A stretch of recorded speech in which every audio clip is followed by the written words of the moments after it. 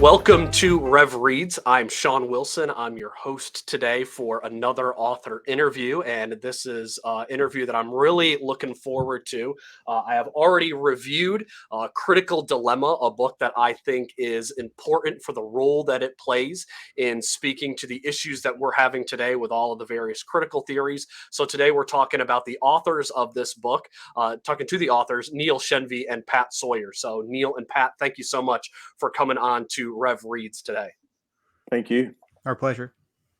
So we're here to talk through this book, a little bit about what's in it and what you guys can expect to find from it when you read it. So I was wondering first, could one of you guys give me just a little overview of what people should expect to find when they read Critical Dilemma? Well, our book's divided into three major sections. The first is understanding, the second is critiquing, the third is engaging. So basically, the first half of the book is all about understanding these various critical social theories accurately, things like critical race theory, critical pedagogy, the overarching framework that undergirds them. So that's the first half of the book.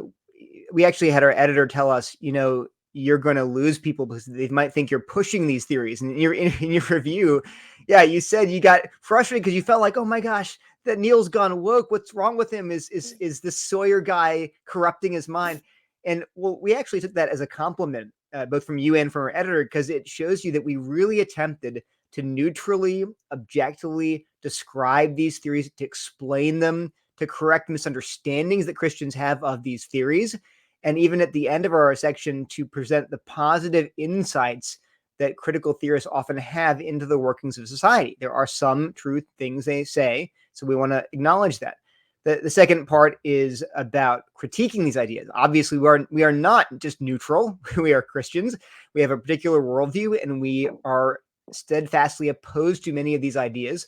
So the second section is critiquing them. And then the third section is engaging, meaning how do we talk to people that are in our church, that are in our community, who have wholly embraced these ideas? How do we show them these ideas are false and dangerous? How do we basically share the Christian worldview with them? Again, whether or not they're in or outside of the church, how do we show them that these ideas are false and really will lead to undermining true Christian theology? So that's a brief overview of our book. And there's a lot in here. You went through the brief overview, but it almost feels a little bit like an encyclopedia for all the stuff on this issue. Having it, who did you guys have in mind for this book? Did you have a specific type of audience in the church that you guys were thinking of when you were putting this together? That's a good question, Shawn. It may sound too concise to say everyone.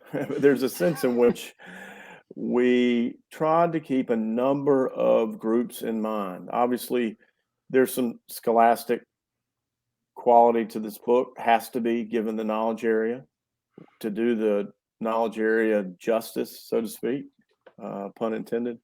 We have to have some scholarship that is forefronted.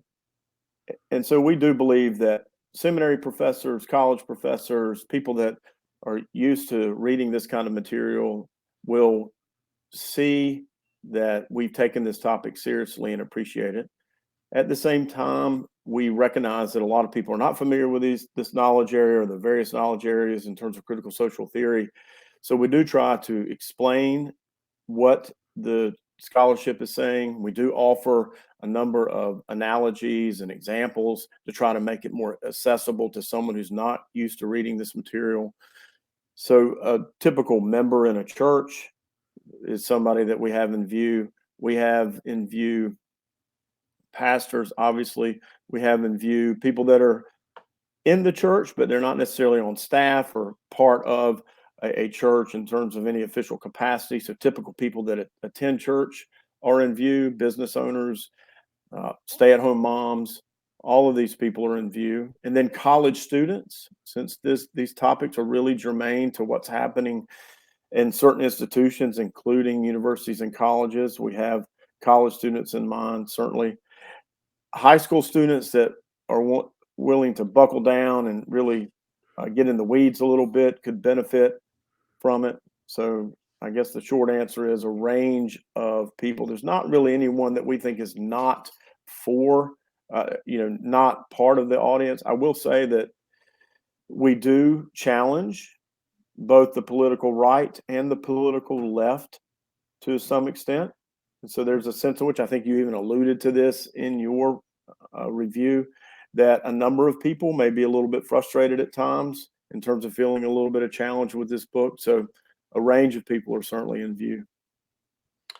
I will not tell my 15-year-old daughter that you said that high school students could read this, because she probably would not appreciate that very much.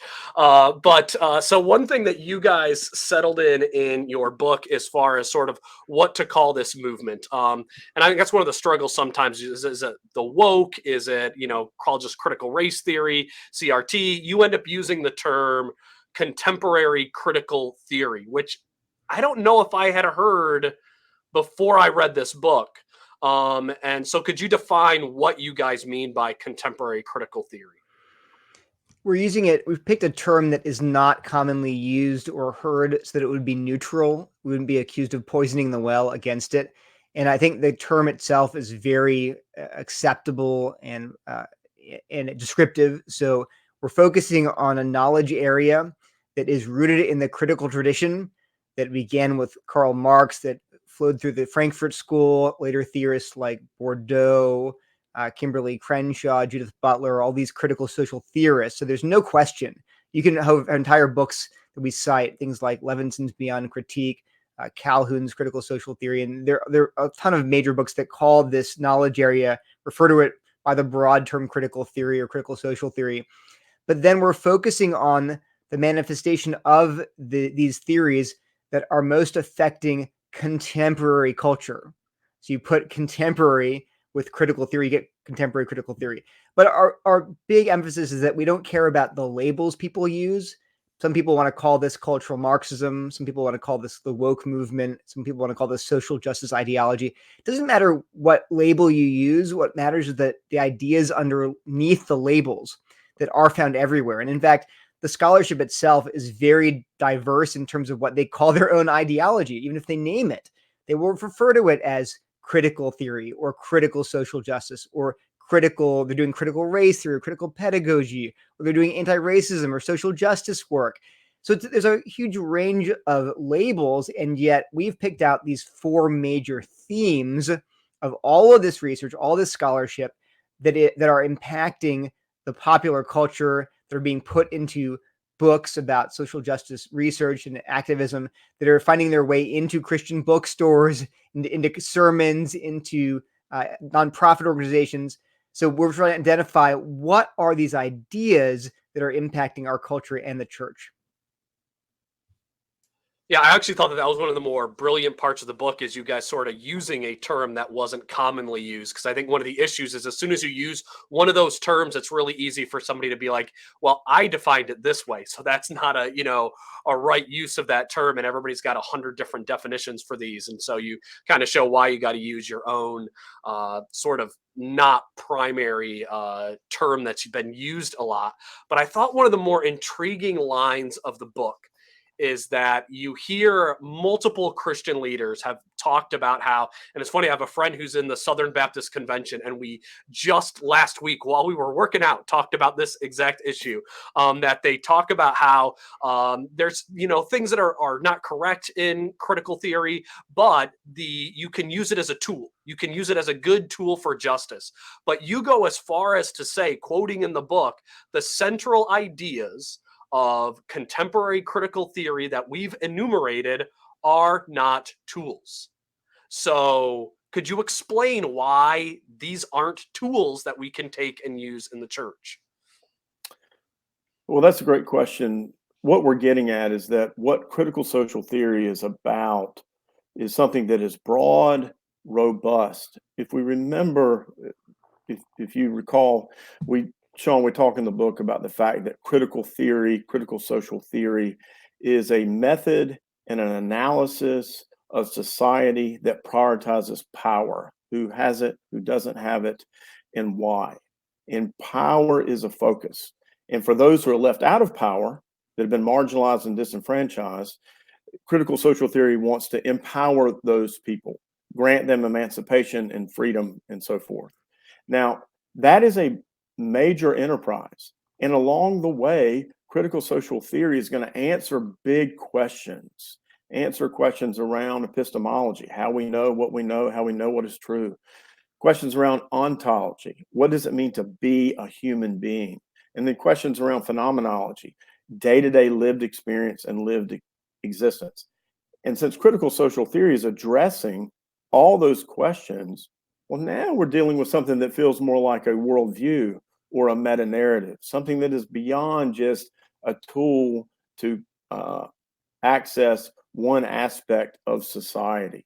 It's really much broader than that. And that doesn't mean we're not superstitious. That doesn't mean that someone couldn't take a slice of one of the critical social theories and key in on that and try to do some analysis based upon a certain perspective of a certain theory. It's not that that can't be done, but that really goes against the spirit of critical social theory in general. And we would suggest that it's hard to stay in a single lane. The scholarship is very overt in its emphasis that, for instance, if I'm going to be against racism, then I also need to be against abled ideology that marginalizes those who are differently abled. If I'm going to be truly against the abled ideology that is disenfranchising those who are differently abled, then I also have to be interested in the ideology that the LGBTQIA plus community is putting forth. And I need to understand how that community has been marginalized and disenfranchised. And so I need to onboard all these different critical social theories if I'm going to represent any one of them correctly. And I'm going to have to onboard the perspectives, the claims, the values, the beliefs of these other critical social theories. In fact, Kendi is very, Ibram Kendi, who's very popular relative to anti-racism, has said repeatedly that you can't truly be an anti-racist unless you're concerned about these other marginalizations and oppressions. And so once you begin to understand that, well, that's how you've got to approach this topic, well, now you're getting into worldview and meta-narrative status and something that is north of just an analytical tool. Yeah, I actually thought that was one of the more important sections of the book where you show it wasn't even with the arguments that you guys were making. You were saying this is their view. Like they're bringing this to the table. They're saying you got to eat the whole meal or nothing at all. Like, we don't want people coming and taking bites of this and bites of that. We want people having the full course. And speaking of the full course, well, I was going to say those oppressions are interlocking. That is a phrase that is made, and is a core feature of critical social theory, that all these different oppressions that we're talking about are connected. They're interlocking. You cannot bifurcate them and separate them out. You've got to be fully on board, or you're not on board at all. Now, we know in truth that Christians can be different than that, can bifurcate some of these things, but that the reality is, and other people can too that are not necessarily believers, but the knowledge area itself is pushing for all of these oppressions to be interlocking and for us to approach all of them at once.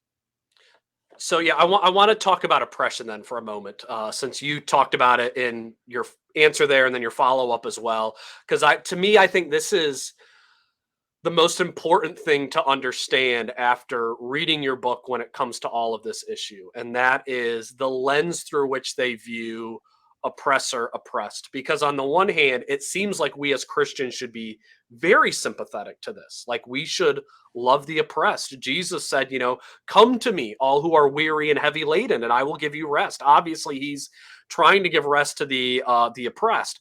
But how does CCT, contemporary critical theory, how do they view oppression and oppressors that's distinct from the church? You include a great quote from Mary McClintock in an essay on interrupting oppression, where she talks about explicitly how, I think it's McClintock, maybe someone else, but there's an essay we quote that talks about how the word oppression has been redefined. Traditionally, oppression meant, and means today in the dictionary, it refers to unjust or cruel treatment or control, tyranny, when people are abusing you, abusing their power, torturing you, throwing you in jail, enslaving you. That's oppression. And we all recognize that. I mean, the Bible talks about oppression. The Jews were oppressed in Egypt. Jesus is described as oppressed and afflicted. He was unjustly accused, brought to trial, unfairly executed. This is oppression. But in this essay, it points out that the definition of oppression has changed. The word has now been redefined by the 1960s, the New Left movement, to refer not just to overt cruel treatment or tyranny, but to refer to the subtle ways in which dominant social groups, whether it's whites or men or heterosexuals, impose their values on culture so that those values and norms and expectations become taken for granted. They become the default. They become accepted widely as common sense, maybe even God ordained. And oppression then refers to any time a socially dominant group imposes their values and culture. So if I had to point to one core idea at the heart of all the other ideas, it's kind of hard, but the one would be this idea that oppression is not really about overt cruelty and tyranny. It's really about the way in which these subtle forces and norms and systems and structures and discourses, the way that these things impose values on culture that then separate cultures into the winners and the losers, the oppressors and the oppressed. They justify the power of the dominant group, and that act is oppression. And therefore, if we're going to be anti-oppressive, we have to dismantle the systems and the structures and the social norms and the social values that justify the dominance of the ruling class. And once you accept that premise, it's not really even it's not a tool, it's just a assumption. Once you accept that that is what oppression means, and we have to work against that oppression, everything else falls into place, because you have to dismantle racism, which in their mind is not about overt cruelty. It's about values and norms that justify the racial hierarchy with whites on top and people of color on the bottom. You have to dismantle the patriarchy, which in their mind justifies male dominance of society and just male values like objectivity and rationality. These things are actually the mark of the patriarchy. They have to be dismantled. You have to dismantle the gender binary, the idea that the society has male and female and that's it. There's no other category. Well, that's actually an oppressive heterosexist attitude. We have to tear apart the gender binary and make room for other genders, gender expression, gender identity. Dismantle heteronormativity, the idea that there's one right way to approach sexuality, that male and female complement one another, and that men should marry women. All those things are now viewed as oppressions that must be challenged and fought and dismantled in the name of social justice. So I think if there's one linchpin to this entire system, it's the idea that oppression should be redefined in those terms. And sort of, I feel like the dangerous part about defining oppression that way is that if you think practically about it, and I was trying to think practically about their views while I'm reading that first section, because you spend a while going through their perspective of stuff, so you're just trying to think of how that would work out, and you really come to the conclusion, and I think you guys did point this out in the book, that it's impossible for the majority of a population to not be oppressive in this model. Like wherever country you're in, it's impossible for like if you're in Pakistan, like it'd be impossible for the Pakistani majority population to not be oppressive. Or if you're in England, it'd be impossible for the British majority to not be oppressive, because all you basically need to do is live as the majority in a country, and you're by default, everything that you do is oppressive. And I felt like that was kind of, to me, like almost like a light bulb moment when I was reading it, because I was like, it's set up for failure. You cannot clear out oppression in a society. You will always be oppressing whoever's the oppressed group, because that's kind of how it's set up. And it was kind of, I don't know, it was depressing to think about. Well, a real world example of this, it's actually used very commonly, is the idea of mandating English as a national language is not just, inconveniencing people or marginalizing them, but it's actually a form of oppression, of supremacy. So the idea that, our national language is English, just like the national language of Pakistan is Urdu, or national language of France is French. We have a national language, and therefore, if you immigrate to our country, even legally, if you're here, well, we expect you to speak English, or at least to learn English. Now, we could have a conversation, absolutely, about, or is there any way to accommodate immigrants who come here? We want to make it. We don't want to make it hard on them. We don't make it miserable for them. We want to help them to assimilate to our culture. But at some point, it's fair to say, but we have to have a national language. That very claim was seen as absolutely out of bounds and deeply oppressive. Like, how dare you impose your European Anglo-centric norms of language on these immigrants. You're marginalizing, you're actually oppressing them. This is brutal. But you think of that for just a nanosecond and say, what's the solution? Like, there are literally 2,000 languages, 3,000 languages spoken, more than that, right? 10,000, 20,000 spoken in the world. We can't possibly speak all of them in the US. That would not be a country anymore. And let alone, like you said, every country does this. You can't not have a common language if you're going to have a culture or society or a functioning government.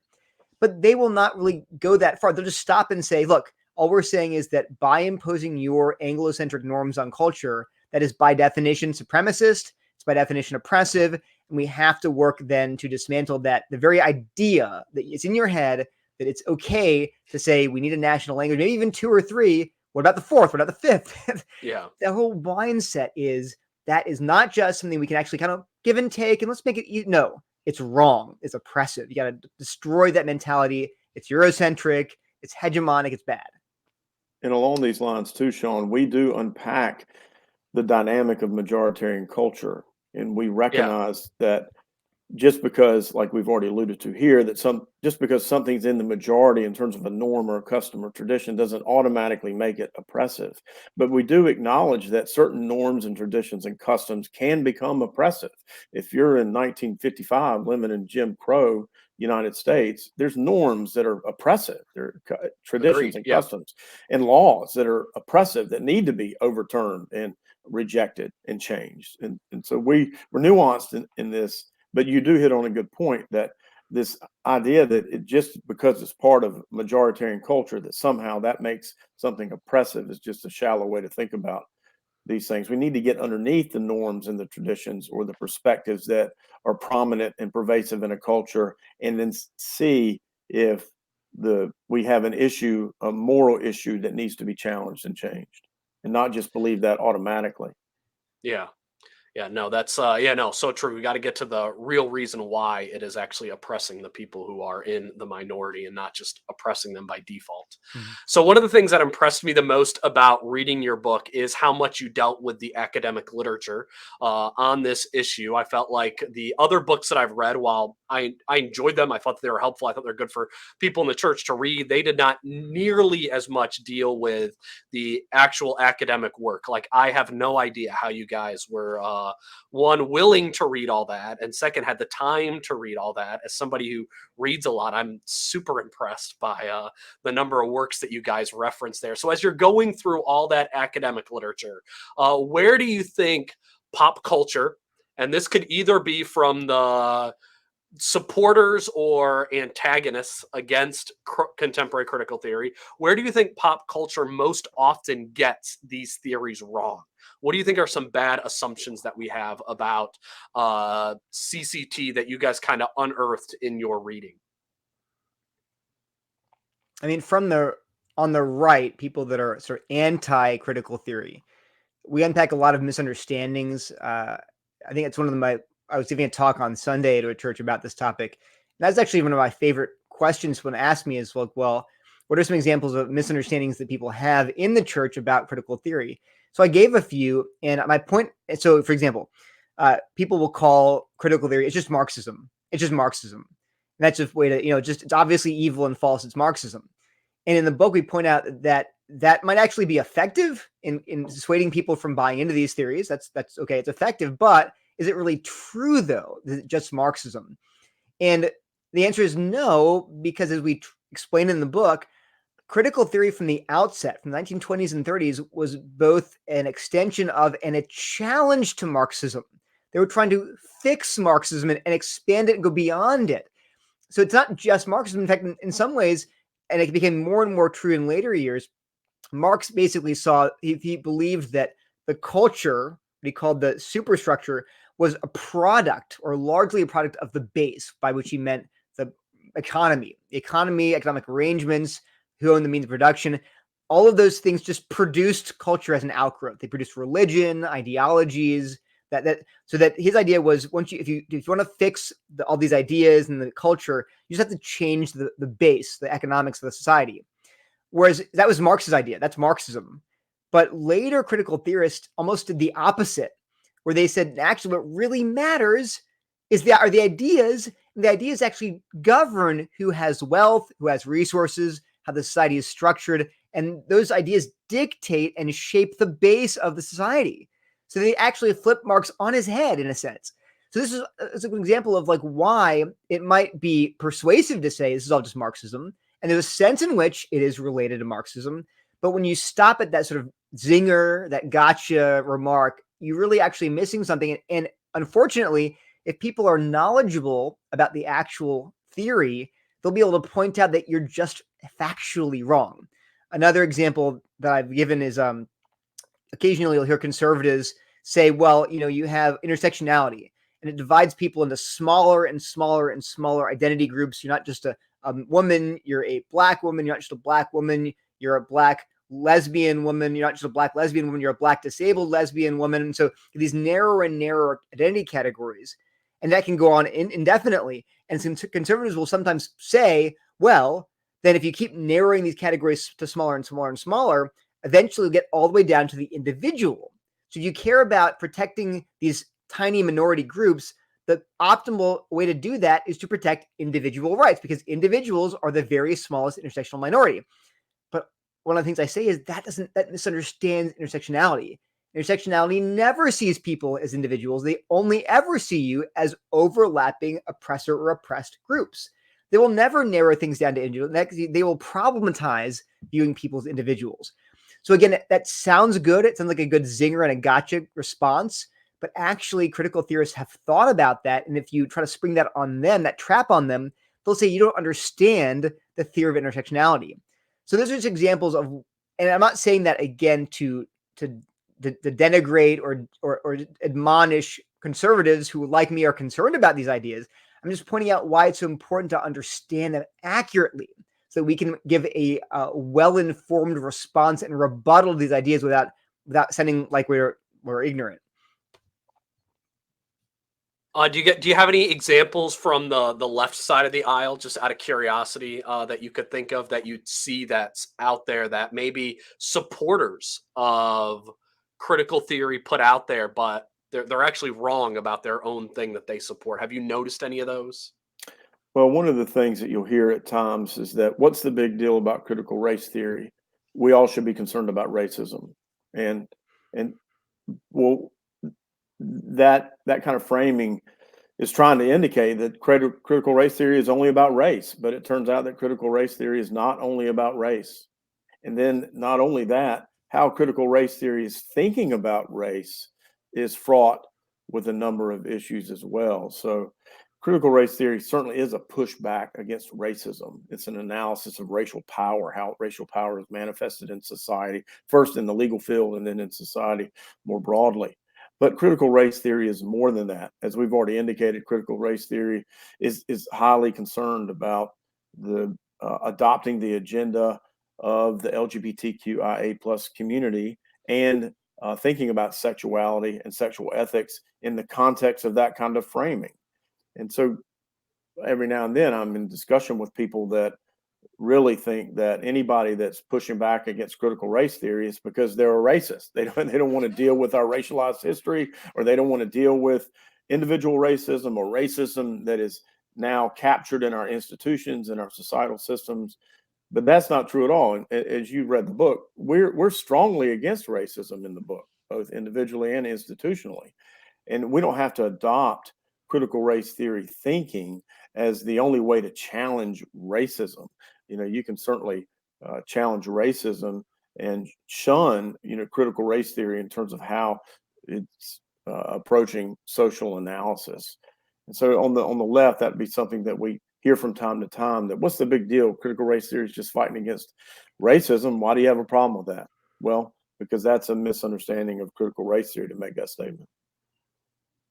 So then along the same line, since talking about critical race theory, how is critical race theory different from what the Bible says about race? So, because if you're saying it's just about racism, but you're saying it's more than that, what are distinctions where we might say, yeah, critical race theory is about race, but it's approaching it in a way that is almost diametrically opposed to Scripture? How would you say that the two of them don't go together? Well, one of the key things relative to critical race theory is a focus, Shawn, a priority of our race, of our ethnic background, our ethnic demographic, our racial demographic. And there's a prioritization of race in terms of identity, how someone should think about who they are in the world. And race and ethnicity become paramount, preeminent in how one is understanding their identity. Well, the Bible would push against that. While certainly ethnicity is part of heaven, we see that in Revelation 5:9, Revelation 7:9. It is by no means our primary identity. Our primary identity is in Jesus, in Christ. And that identity overrides everything else. In fact, everything else is rubbish compared to how we're thinking about our identity in the world, how we are to relate to our fellow brothers and sisters in Christ, how we're to be salt and light and relate to the world in general. Jesus being our Savior and Lord, our God and King, that is our top identity marker. And that's what builds unity and love and connection between brothers and sisters in Christ. We have a range of different identity markers that are subservient and subordinate to that, including class, ethnicity, so forth, gender, so forth. And so that is a big difference between how one would think about critical race theory versus biblical Christianity when it comes to identity, which is a huge issue.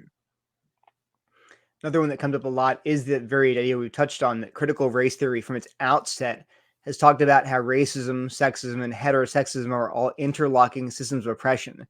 So they will outright say that a defining feature of CRT is that we want to dismantle all of these hierarchies, meaning the racial hierarchy, the gender hierarchy, the heterosexist hierarchy, the ableist hierarchy. They want to overturn all of those.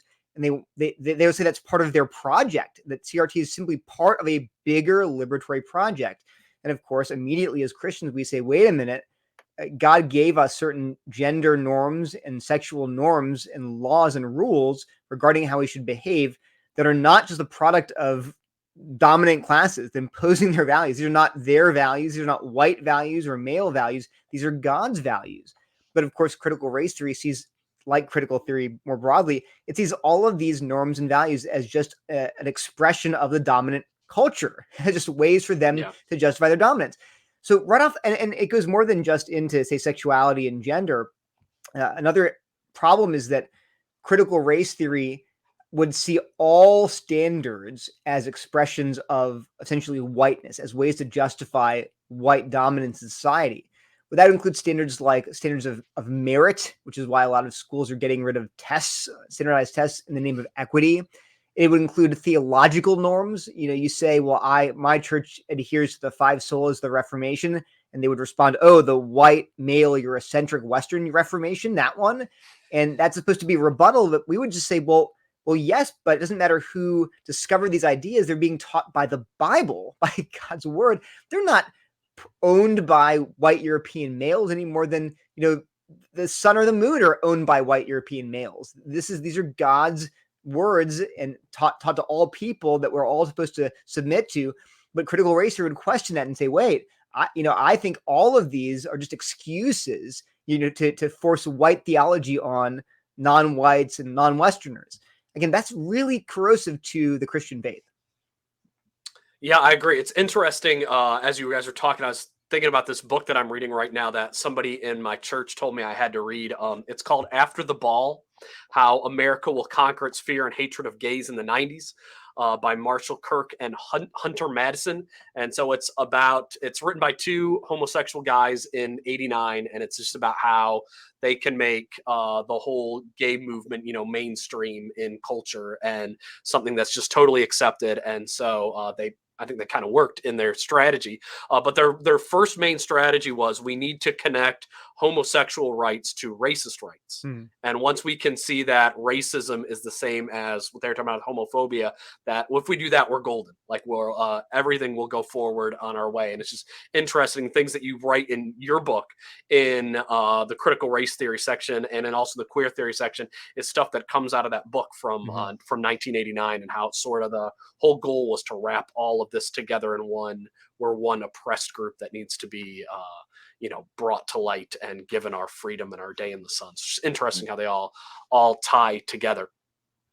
Now, as I was reading your book, I got to the chapter on beneficial insights from contemporary theory. And if I'm just going to be honest, that chapter comes, I think that chapter might be placed poorly in the book. Because you go through all the stuff on, where you're just telling about how this is what critical theory is. Like you're, describing it well. So if you're a reader like me, you're like, oh man, these guys are woke. Like they're totally supporting this stuff because of how they're describing it, which is just means you're accurately describing it. But then you come to the end of that section, and right there is where you put the beneficial parts. So it's like, oh, not only are they describing it well, but now they're telling us all the reasons that it's beneficial. And I almost skipped the chapter.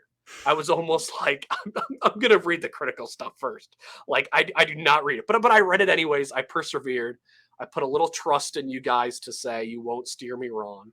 And you guys won me over. I thought it was a great chapter, talking about the benefits that we can have from issues in critical theory. So out of the different benefits in that chapter, I was wondering if each of you guys could give me what you thought was the best benefit or insight to our society that can be widely applied from the critical movement.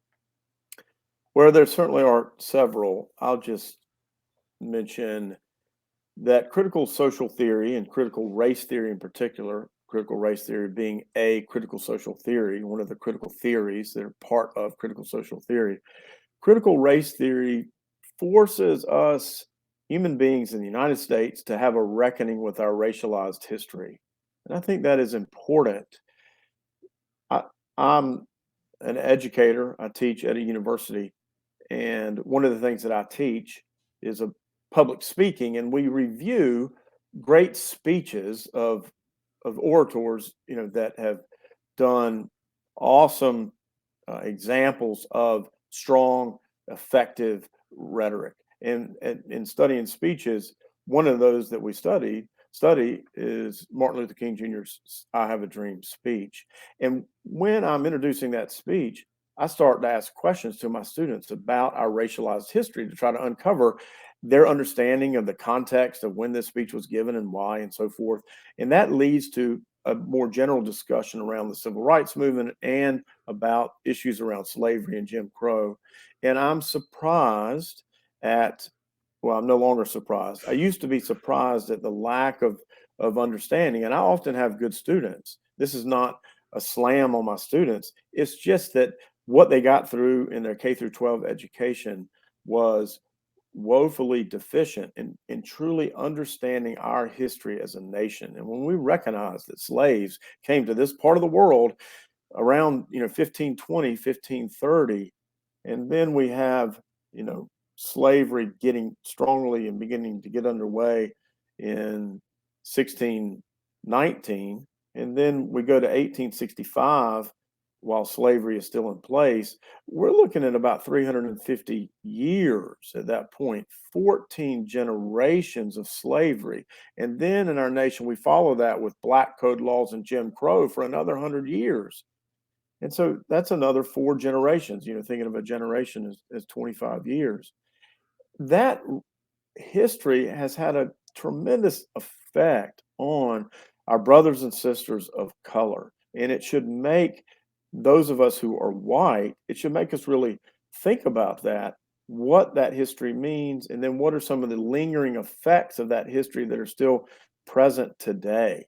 And what does that mean relative to agency and upward mobility and capturing resources and a number of things. And Christians should be highly sensitive and be dialed in to this history to try to be the best salt and light that they can be in the context of our culture. And so that to me is one of the things that is a positive when it comes to critical social theory among many other things. I'll give an example, just the idea of systemic injustice. So I think because of how critical theory defines systemic injustice, that some conservatives respond by saying, well, that's not even a thing. Like justice is all individual. It's not systemic at all. You only have individual one-on-one justice. You never have systems. Well, that's just obviously not true. We think about the number one systemic injustice in the US right now. It's abortion. You have systems, you have laws, you have money, you have institutions, you have people's hearts and culture all pushing for a grievous, horrifying injustice. That's anyone's definition of systemic injustice. And so we should not be so reactionary as to cut off our nose to spite our face. We can absolutely say, yes, there can be unjust behaviors by individuals, and there can be unjust laws that are enacted by unjust governments. This could all be the case. Another example, going even farther, there can be laws and policies, either written or unwritten, that unintentionally harm minority groups or majority groups, anyone. They can unintentionally harm, even though they're not intentionally targeting people.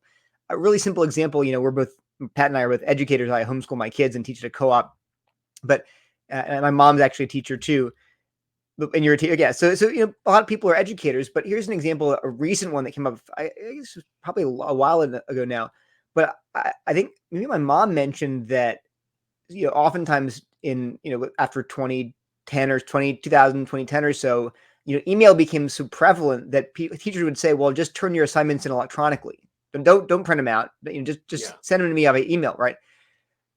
But she pointed out, what if one of your students is homeless, living in a shelter? Yeah. Now, are you intentionally? Now, the thing is, critical theorists would say, see, the whole system is corrupted by injustice, and it's this power dynamics are warping your. No, it's not. That's not what's going on. Of course, you assume that everyone has email and access to a computer because 99% of students do. But it's fine to ask, how do your assumptions as a middle-class educated teacher play into what you assume about your students?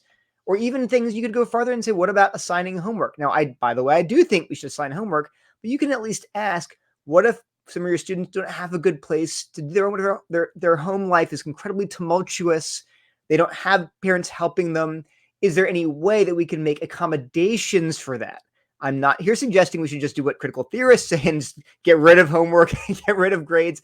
But I think those kind of questions can be asked fruitfully, and Christians can then ask and meditate on: can we change our policy or make accommodations for our policies in a way so that everyone has access to the same resources, has the opportunity to achieve? We're not saying we're going for equality of outcome, because that's not going to happen, but we can aspire to equality of opportunity when it comes to, say, students. So these are all things that critical theorists talk about and write about, and many times they're extremely wrong, but at least they're worth thinking about. And I will offer one more defense of our chapter here. One of the reasons that we did include that whole section on understanding, and then at the very end of it, the positive insights that critical theorists sometimes have, we did that because we are about to unload on critical theory for the next, 5 or 6 or 7 or 8 chapters. So we did want to, for people that are sympathetic to critical theory coming into our book, we want them to feel like we understand the theory, we are even sympathetic to elements of it. And then when they're finally bought into it, then they're ready to hear our very serious critiques of it, which are about to follow. So we wanted to kind of soften them up because, as you read, chapter 8 and following are going to go after critical theory in a very vigorous way.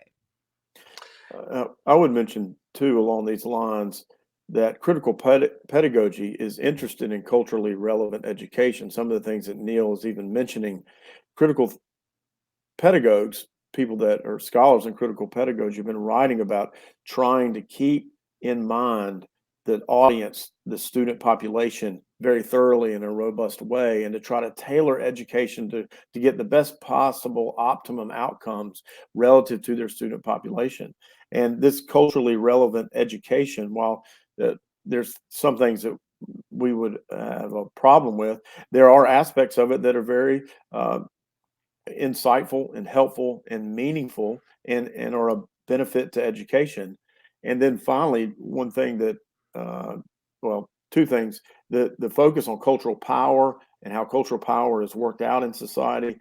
Critical social theory is about trying to understand how power works. We've already touched on how that can be problematic and how there can be wrong understandings of power, but there are things that critical social theory offers up that are very helpful, and that for a lot of people, they never really thought about how power works in society. So this can be helpful as well. And then finally, we're not trying to be tribal here, Shawn. So whatever the truth is, that's what we want to herald. And so where critical social theory gets things right, we recognize that all truth, if it's actual truth, is God's truth. Yeah. So it doesn't matter if it's located in critical social theory. If it happens to be actually true, then we should be behind it and we should promote it. And Neil and I, like you touched on, we believe, hopefully, when people see us trying to be honest about the positives in the knowledge area, that will give us credibility and some equity, so to speak, for them to hear us out when we get critical about critical theory and critical social theory. And you guys need that equity because the criticism is there. Like, you know, you can't hide behind it. I mean, I already talked about how you guys said you can't really use it as a tool because it's not a tool, it's a whole worldview. But you do a good job showing the positive moments of it. And I mean, it got me thinking a lot in my own life. We got a guy in our church who was incarcerated, and there's a number of prisons in Louisiana where they don't allow visitation for prisons. You can only visit through video chat. And if you don't know somebody who is in prison that needs someone to visit them, you do not know how damning a system problem that is to bar people who are in prison from having people come and see them face to face. I'd say it's soul crushing to those that are in prison. Like, I think it's one of the worst things in Louisiana that they allow it to happen. And I think those type of system injustices, I think this whole thing can shine a light on if we're willing to see those lights that are there. And so that's why I think when you hear, and I like that you brought up, Neil, the whole, just when you hear system injustice, you shouldn't shut it right down, but you should be like, well, what do you mean? What is the system injustice? Because there legitimately are some. If you're willing to look at the system, you just can't, you know, but if their answer is, you know, something nebulous that you can't point to, obviously you're like, well, then it's not really an injustice. You got to figure out what it is. So talking about the other big issue in the book, the two big issues from the negative side are critical race theory. The other one is queer theory. That's sort of the other big issue that is going underneath it. I think the normalizing of queer theory probably has the potential to bring the most harm of anything that comes out of the critical theories that are out there. And so I'm just curious, from your guys' perspective, what do you think are ways that are being brought about in pop culture to take the academic works of queer theory and bring it into the mainstream? So how do you think they're trying to mainstream some of the rather disturbing elements of queer theory?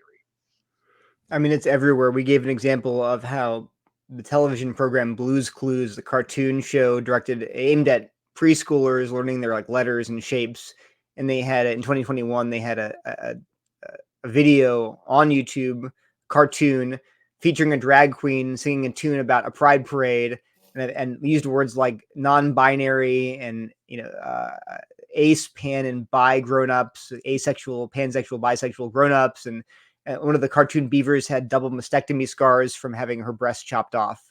And this is a cartoon in a program that's aimed at preschoolers. And that's just one example of now do I think that the producers of the show were reading Judith Butler? No. This is how mainstream it's gotten. It's, you're not getting ideas from the queer theorists themselves. You're hearing a conversation at a water cooler. You're seeing on social media how you can be an ally. You're taught, you're catechized by the culture, and the theorists are essentially, they're 3 or 4 degrees of separation away from the culture, but they're still influencing it. It's all downstream. The garbage is being dumped into the river, and then we're drinking the poison. So it is, but it's everywhere. So it's in media, it's in music, it's in education. All the push within schools to, for example, to undermine parental rights in keeping queer identified students from having to, or telling parents about that your son or daughter is going by different pronouns and has a different name and is changing clothes in school. We're going to hide that from the parents. These are official policies in some places. So it's really hard to even say, well, where is this getting into culture? And the answer is it's everywhere. There's no place it's not entering culture. And even in the church, I think even evangelicals are wrestling with questions like, well, what do we do about things like preferred pronouns, and how do we understand homosexuality, and and really there's this tremendous social pressure on us to upend the biblical understanding of sexuality and gender, which we can't do, obviously. But I think, yeah, that question, I would just say it's naive in thinking there's one place we go that we get this indoctrination. We don't. We get it everywhere. I would also say, Shawn, that there are a number of things that are popping up in pop culture that seem to be kind of newish, like Drag Queen Story Hour, for instance, things that are provocative and they're grabbing our attention. You'll see more and more commercials, for instance, where just as a normative feature of the commercial, you'll have gay couples that will be together. And this is a relatively new development, but and so you see things like that cropping up in time and space in our culture from various societal angles.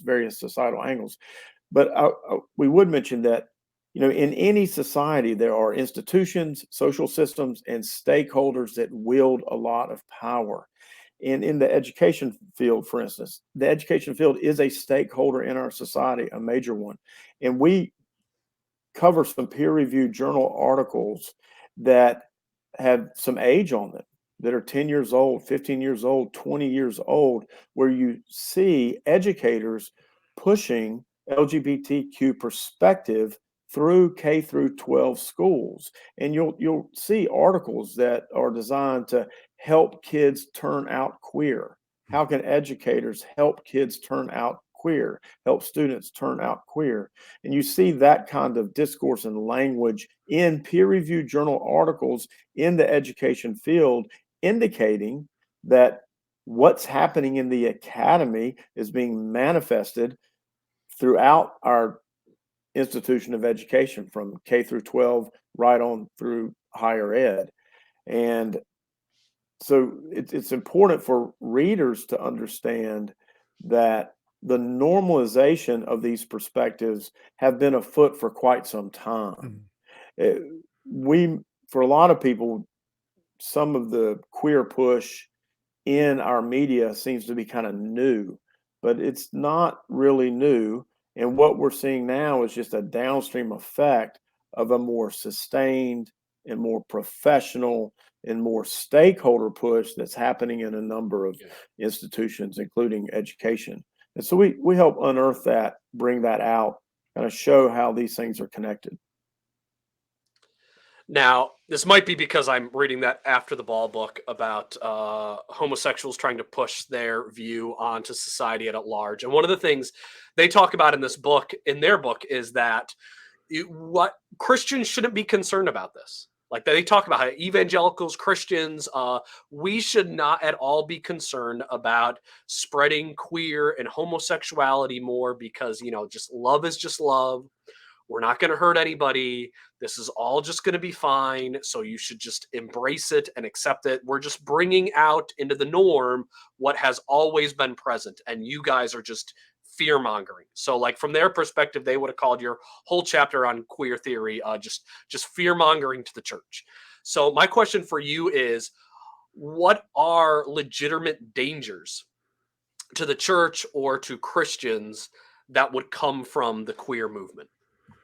Well, I'd be surprised if, I guess they're writing 30 years ago, 40 years ago now, because I think by now that's been revealed as a complete just nonsense. Their own analogy shows that it's nonsense. If they really want to treat homosexuality and LGBTQ analogously to race, they say that's their whole plan. Yeah. Well, we have lots of laws against racial discrimination. It's to be an open racist in our society is to be enlarged when he was an outcast, and to face losing your job and societal opprobrium. And so you can't openly do that legally anymore, to discriminate based on race. So if they really want to push that analogy, and they do, well, that's why we're seeing increasingly laws, not quite in the US yet, but definitely in places like Canada, that do criminalize things like refusing to use preferred pronouns, and do make it hard to say, even to teach your own kids a biblical view of gender and sexuality. So California, I think Gavin Newsom just vetoed a law, but the law, I believe, would have made gender affirmation a a quality that was taken into consideration when dealing with custody. So if a parent's divorced and they had a trans-identified child, then if you were not affirming of that child's chosen gender, then that would be factored into account when it comes to determining custody of the child. I think Newsom ended up vetoing the law, but it was there. It was there. So that's what really is, and that follows logically from their explicit effort to equate racism and sex and homophobia. Anyway, the point is here that so that's just on the legal front. There is just this zero-sum game. If we're really going to treat heterosexism and homophobia like racism, then we're going to make it illegal, and we're going to come after your institutions, your schools, your church if they are openly homophobic. The other thing I'd say, though, is that we have a whole section on just the ideas themselves. Forget the cultural aspect. When Christians begin to embrace the ideas of queer theory, of course, they're going to have to just forfeit any biblical understanding of sexuality and gender, of course. But beyond that, people don't realize it gets even worse than that. Queer theory is a universal asset. Its goal is to dissolve and dismantle all norms of any kind. And so we quote from numerous books on queer theology where professing Christians explicitly take the ideas of queer theory and apply them to historic Christian theology. And they undermine doctrines like sin, redemption, the church, like you name it, and they want to undermine it and call into question this stark binary of good and evil and life and death and saved or unsaved. The queer theory exists to destabilize those norms. So you cannot possibly keep it contained merely to gender and sexuality. It will leak out into every area of your theology. So I think Christians rightly recognize that the first battle will be fought over gender and sexuality, but they often don't realize that's only the beachhead to a much larger deconstruction of everything that goes under the name of Christian. Yeah, no, great answer. No, I appreciate you, throwing that in and giving that insight. It's really important to remember when dealing with these issues because there's always going to be pushback that we're just doing this out of fear, or we're doing this because we just don't love people. But the honest thing, we're trying to have that, like you said, that point where we're standing for truth and holding for it. So last question, what do you think is the single best thing that someone in a church can do, or maybe an entire church community together, to keep the errors of contemporary critical theory from shifting our worldview? Because I think that's the goal of contemporary Christian theory, contemporary critical theory, not contemporary Christian theory, but contemporary critical theory. The goal is to shift our whole view of how we view the world. So how do we remain with a biblical view of mankind, God, scripture, so forth, and not get shifted to the side? I think that we have a deficit of theological knowledge in the typical evangelical church. So I think we need to double down, triple down on basic biblical perspective on a number of categories. And we should start with systematic theology and get ourselves saturated in what the Bible actually teaches about these major theological categories. The knowledge of the truth and a saturated, very pronounced understanding of what is true is a great protection against error. I don't have to, for instance, learn everything about Mormonism to know Mormonism is off if I know biblical theology, if I know what the Bible actually teaches around the major categories that are attended to the church in terms of theology. And so I think that we need to start there, and then connected to that is apologetics, beginning to shift people into kind of an apologetic mode, take steps further from that foundation of theology, and then think about what are the apologetic answers to the contemporary cultural issues of our day and our moment, and get honed in on that.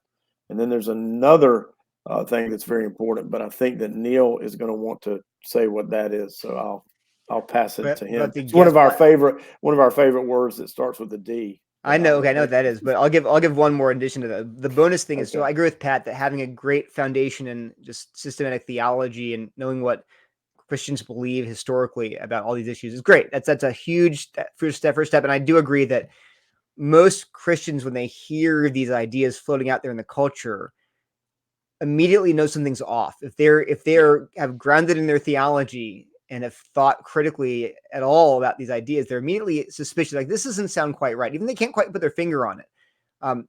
That's a major step. What I would say, though, is that I don't think I would stop at just theology and even apologetics. I think I would actually recommend a deep understanding of these issues. Because for Pat said, you don't need, say, a deep understanding of Mormonism to know that Mormonism is off. However, if all of your friends are Mormon and all of your culture is Mormon, that's true. and they all true. seem That's a so good point, nice yeah. and friendly, and they all get along so well, and they seem like great people, and they all care about love and generosity, then maybe you're kind of like, I mean, how off can they be? Well, we're in that surrounding, we're surrounded by a culture that is suffused with these ideas about critical theory, social justice, gender, sexuality, love is love. We're bombarded by these slogans all the time. So it's very easy, even if you are biblically grounded, to say, well, I don't really see love is love, right? It's like a tautology. Love equals love. What could be wrong with that? It's easy to drift into then softly into error because you don't really get how deep these errors go. So that's why if we understand exactly what people are saying, we truly understand this knowledge area, then we'll immediately wake up and say, wait a minute, this is really bad. It's way worse than I thought. I can be lulled into a false sense of security by the prevalence in our culture. But I would conclude with the D word, which is dialogue. Within the church, we need a lot more dialogue about these topics. And why do I say that? Is that because I'm saying, well, no, we can kind of meet halfway and agree? No, I'm not saying that at all. I'm saying that dialogue is the best way to in some ways, to convince people that don't want to be convinced. If you're willing to sit down with them one-on-one or as a group and listen to their concerns and have them listen to you, and then you both sit under the authority of Scripture. We have a dialogue, but it's not taking place in a vacuum. It's taking place within the context of the local church, in the context of people that are surrendered to the authority of Scripture. Well, then we can begin to butt heads and push back and say, hey, we're brothers in Christ, but hey, you're seeing this. I think you're seeing this wrongly. Is that right? And so I think right now what's happening is the church has siloed itself, and people that are super woke and super anti-woke don't really talk. And I think that the way what we want, what the two of us both want, we don't want to just preach to the choir. We really want to change people's minds because we're obviously anti-woke. We're obviously saying these are dangerous ideas. But how do we convince people's minds? Through dialogue, through getting them to listen, through showing that we care about their concerns, we're sympathetic, and yet when we want to listen, and yet we also want to push back and say, hey, these ideas are really bad. If you thought about this very carefully. So again, I think that would be, ironically, people will see that as, oh, you're squishy, you're just to get along and compromise. No, ironically, the way that you really change minds and hearts is through meeting together and having sustained scrutiny of these ideas underneath the authority of God's word. And that leads to the point that we're trying to win people, Shawn, not just win ideas. Not just win the argument. We're trying to win people to see the truth better and to appreciate it and believe it, and then push back against critical social theory. And this is partly why we go hard after racism and even bigotry towards the gay community is sin. So we push back against that. We're trying to deal with ideas here and win people to a better position. We don't just want to win an argument and stay separated and stay, at odds with each other. And that this kind of polarity is really hurting our culture and our society. So this book is certainly about the Christian church, but it's also about implications for society. And you mentioned you thanked us for all the reading that we've done. I just wanted to mention that my PhD is in the critical tradition. And so I am in this knowledge area. We're not just outsiders looking into this knowledge area. I write and speak in the context of academic conferences and journals and various situations with the academy in the critical tradition. And so we are, inside this knowledge area in a very meaningful way. And so that's partly why we've done it the way that we've done it, and with a lot of the primary sources that we've put forth in the book. It's interesting how you answered that, because, like, I picked these questions. Like, I didn't, say to you guys, tell me all your list of questions. And, I read the book and picked all the questions. But I felt like you gave the best sales pitch for the book right there at the end, with the whole part on the dialogue, and winning people over. Because I think most people who are in the anti-woke category who would agree with you probably be like, I probably can't really dialogue about this Hmm. because I don't know the theories well enough. Like, I don't know critical theory well enough. I don't know wokeness. If I talk about it, I end up looking like an idiot. I don't even really know what Marxism is. And that's what they say is the fundamental way to compare the two. And I don't even know what that means. But the thing is about reading this book is that if you read this book, you can dialogue on it. Like, you can have the basic conversation with somebody at your church who's been pulled along with this and wants to pull the rest of the church along with, or maybe somebody who left your church over these issues and you would love to see them come back to your church and you want to feel like you can talk to them about it. To have those conversations with those people, your book really sets the table for that, and in a real powerful way.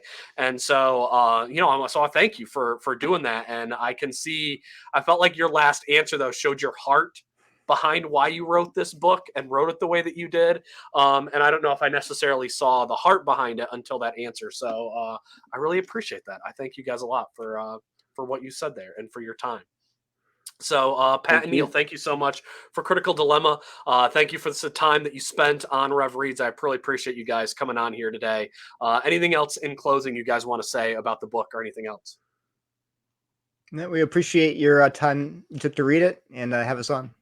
Yeah, thank you for having us, Shawn. It's been a delight. Appreciate it.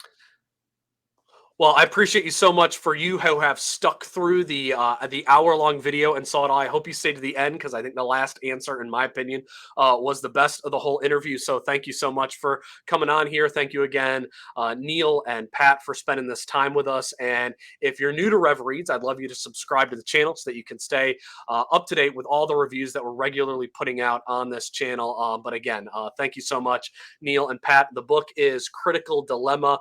You can get it for pre-order now, and it comes out on the shelves on October 3rd. Did I get that? Get that date right? This will be out on the shelves October 3rd. But pre-order it now. Fantastic book. Definitely worth the money that you'll spend on it. I thought it was a fantastic read.